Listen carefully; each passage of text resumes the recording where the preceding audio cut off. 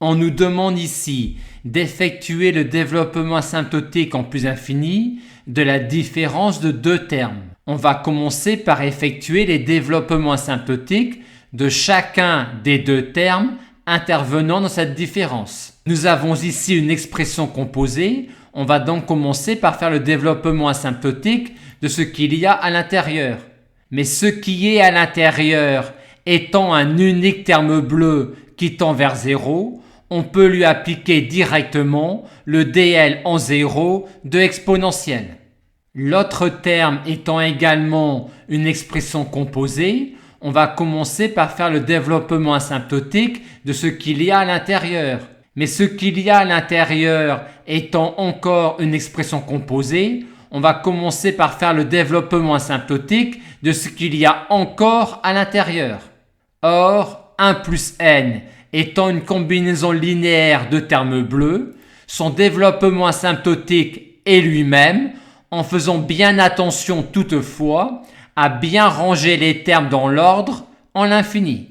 Le développement asymptotique du bloc à l'intérieur est effectué, mais il ne se présente pas bien car il n'est pas de la forme 1 plus u avec u qui tend vers 0. Pour s'y ramener, on met en facteur le premier terme du développement asymptotique. On se retrouve alors avec une structure 1 sur, avec un développement asymptotique du bloc à l'intérieur qui est effectué et un développement asymptotique qui se présente bien car de la forme 1 plus u avec u qui tend vers 0 avec en plus un u qui tend vers 0 qui est un unique terme bleu.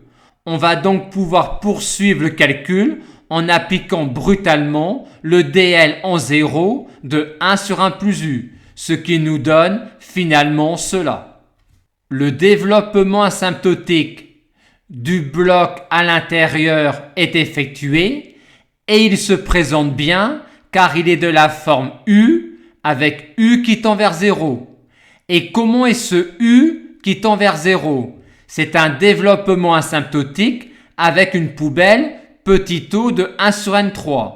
Conséquence 1, on ne pourra pas avoir mieux à la sortie qu'un petit o de 1 sur n3. Et pour avoir tous les termes qui sont ici, on va devoir écrire le dl en 0 de exponentielle u à un ordre convenable. Va-t-on écrire u carré ? Oui, car u carré apporte des termes qui ne rentrent pas dans la poubelle petit o de 1 sur n3. Va-t-on écrire u au cube ? Oui, car u au cube apporte des termes qui ne rentrent pas dans la poubelle petit o de 1 sur n3. Par contre, on s'arrête là et on n'écrit pas les termes en u4, u5 et ainsi de suite, car ils n'apportent aucun terme qui ne rentre pas dans la poubelle petit o de 1 sur n3. On met ensuite les coefficients devant u, u2 et u3 et on effectue la combinaison linéaire de nos développements asymptotiques, ce qui nous donne finalement cela. Et on termine notre calcul en effectuant la différence des deux développements asymptotiques que l'on a déterminés.